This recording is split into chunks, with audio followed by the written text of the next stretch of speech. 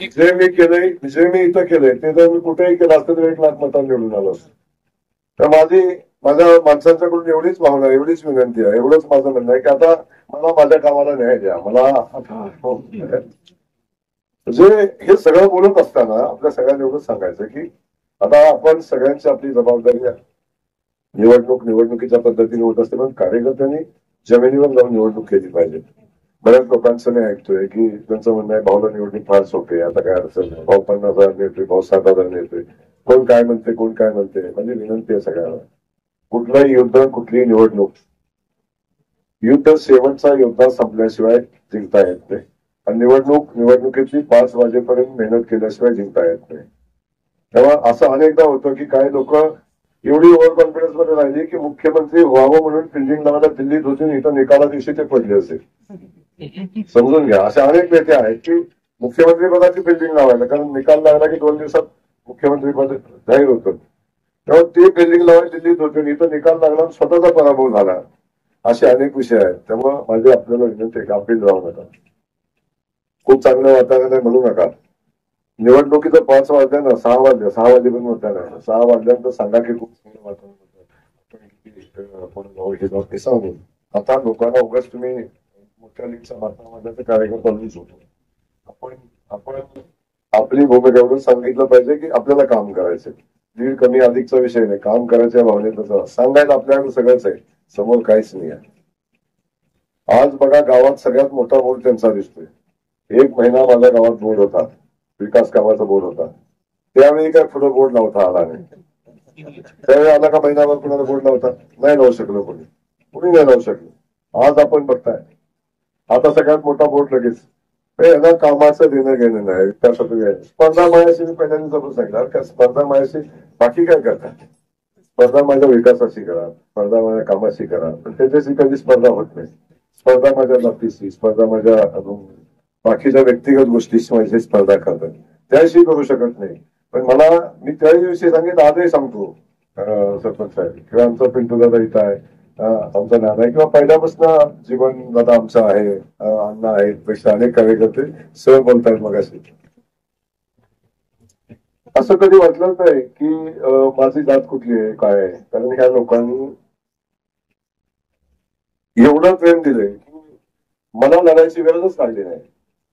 ही माणसं माझ्यासाठी छातीची ढाल करून रडली.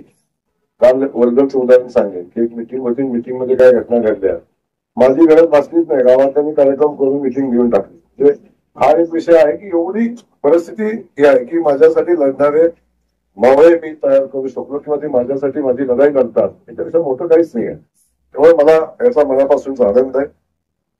मी त्या गोष्टी जाणार नाही, पण आपल्याला माझी पुन्हा विनंती आहे की आपण बूथवर जावा, घरात जावा, आपलं काम सांगा. आपल्याला वेगळं काही सांगायची आवश्यकता नाही, आपलं काम सांगा. गावाच्या चारही बाजूने पाणी आलंय, गावाच्या चारही बाजूने विकास होतोय, रस्त्याचा असेल, डीपीचा असेल, पुलाचा असेल, बंधाऱ्याचा असेल, आणि मेन सगळ्यात महत्वाचं जीवन बंधाचं पाण्याचं काम असेल. एवढं झाल्यावर सांगायला आपल्याकडे एवढं मटेरियल आहे. ही निवडणूक त्यांना विकासाच्या पासून बाजूला न्यायची, लक्षात घ्या. शेवटच्या टप्प्यात तो टोकाचा प्रयत्न करणार आहे, एखादा काहीतरी इन्सिडेंट घडवायचा, काहीतरी म्हणायचं, कुठं मग जातीपातीवर नेता येते का बघायचं, हा त्यांचा प्लॅन आहे. ते करणारच आहे ते, कारण त्यांना दुसरा बोलायला मुद्दा नाही. विकासाच्या पलीकडं विकासावर ही निवडणूक लढूच शकत नाही, ह्याला पूर्ण कल्पना आहे. म्हणून त्यांना वेगळा मुद्दा तयार करून ही निवडणूक वेगळ्या मुद्द्यावर न्यायची आहे. पण आपण त्याला बळी पडायचं नाही. आपण विकासाच्या बाहेर जायचं नाही, आपण कामाच्या बाहेर जायचं नाही. आपलं मेरिट विकास काम आहे, आपलं मेरिट पाणी आहे, आपलं मेरिट विजन आहे. आपल्याकडे विजन आहे की आपण पुढे काय करणार आहोत, का आमदार व्हायचंय, हे सगळं विजन आपल्याकडे आहे. म्हणून माझी विनंती आहे, ही भूमिका घेऊनच आपल्याला काम करायचंय.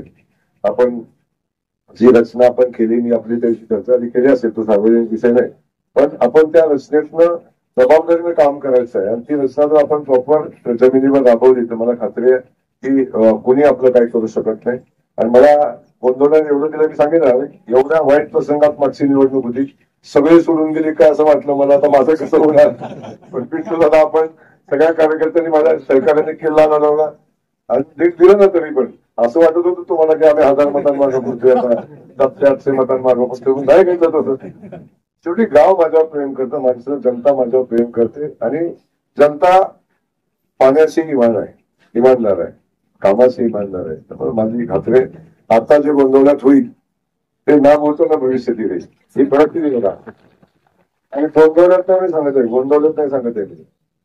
या तालुक्यातलं जे या निवडणुकीचं निकाल असेल ना, तो ना कधी महाराष्ट्राची स्थापना झाल्यापासून असा निकाल कधी बघितलाय आणि ना कधी भविष्यात असा पण निकाल बघेल. असा निकाल तुम्हाला येणाऱ्या निवडणुकीत दिसेल. कॉन्फिडन्स मध्ये बोलत नाही, पण माझं काम बोलतंय.